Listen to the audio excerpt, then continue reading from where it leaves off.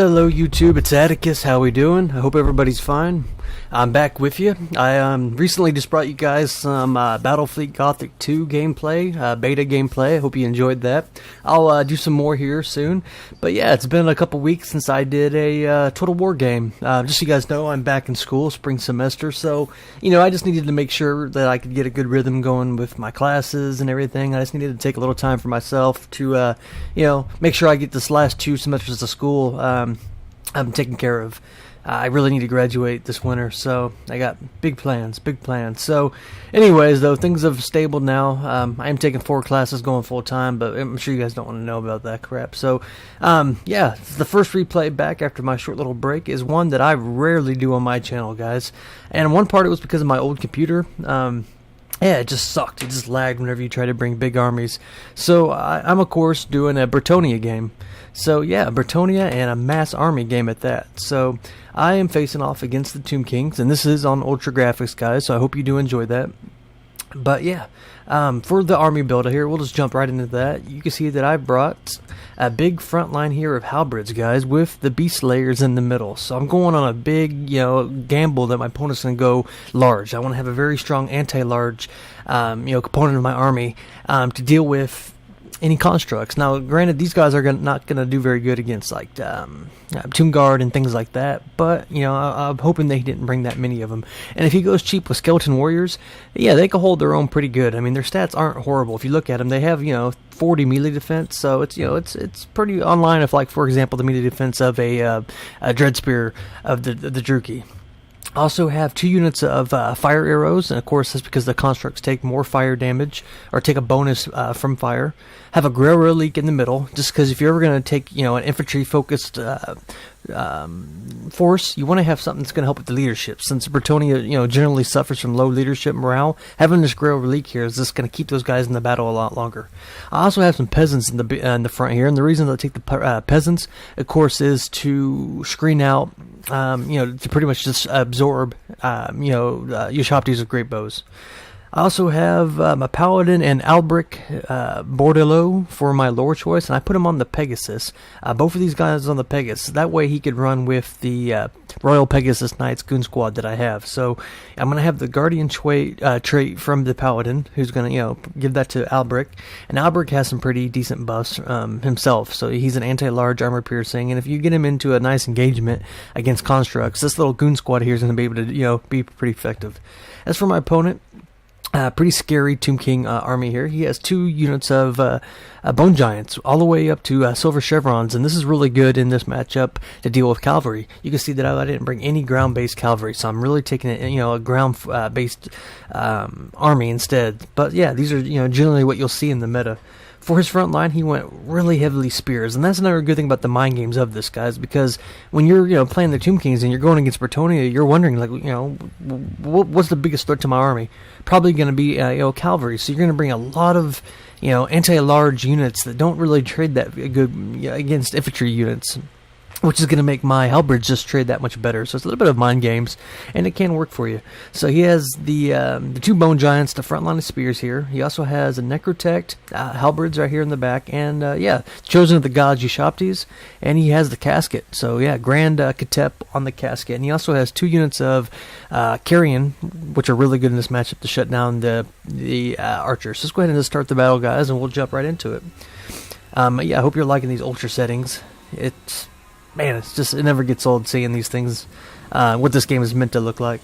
So yeah, right off the bat here, we're going to start moving up the army here. And yeah, we're going to have a little bit of a distance to trade here. We're going to have to go through this Druki war camp, and this is going to allow my opponent to start getting a little bit of that early pressure on. But we're going to go ahead and fast forward it, just 'cause it's going to take a while for me to get to him. You can see that I'm going to start going around the side here. I'm going to try to get try to look for an opening, try to pressure him to split up his army. It's one of the tactics I'll usually do, is force my opponent... Oops, what was I doing? Force my opponent to split up his army to deal with any backline pressure. You can see that he is kind of still gooning up here. He's doing a very Death Star heavy approach. And it looks like he did shoot into the woods for some reason. He killed some of his carrions. I forgot to mention I did have 1 unit of ground-based cavalry that I forgot to mention. I apologize, guys. So I do have the Questing Knights, the Regiment of Renown, which are just a very good unit. These guys are going to be my Tomb Guard, what are they're called? The Tomb Guards killers. So yeah, right off the bat here on the initial engagement, you see that some of my peasants were taking the initial volleys, but now he's going to take his Ushapti here, and it looks like he's trying to shoot at the Grail Rail Leak, which is probably not his best bet. He wants to deal with these Foot Squires, the Beast Slayers.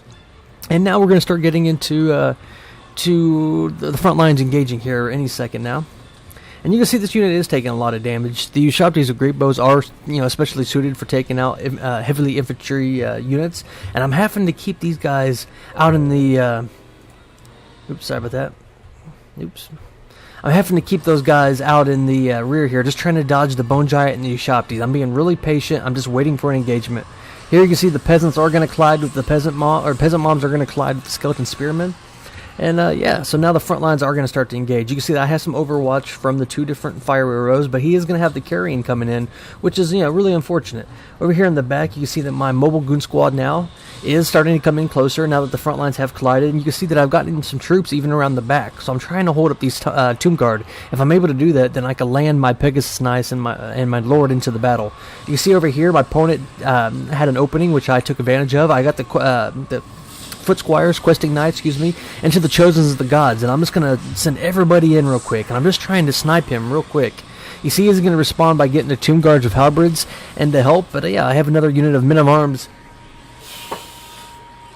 in the back here, which is going to be really effective at least keeping the AI from hitting those units. And you can see that I'm just pulling away. I'm not wanting to leave those guys in sustained combat, because if you do, they'll die. What I'm going to do now is I'm going to land them into these Bone Giants, because now I have a physical, the Men-at-Arms here are going to be a little bit of a barrier to keep these Tomb Guards from getting to my Pegasus Knights. And you can see we've pretty much just dealt completely with these Ushaptis with great bows, with the Chosen of the Gods. Over here, you can see the Carrion are being a really big problem for me.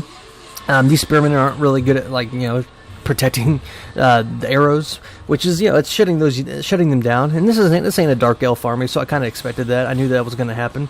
You can see though, guys, the Halberds are trading. They're beating the spears in one-on-one combat. So it's one of the rare occasions that the Bretonian infantry is actually better than a different infantry, especially with the overwatch of the fire arrows. Even though they're not shooting the constructs like they need to be.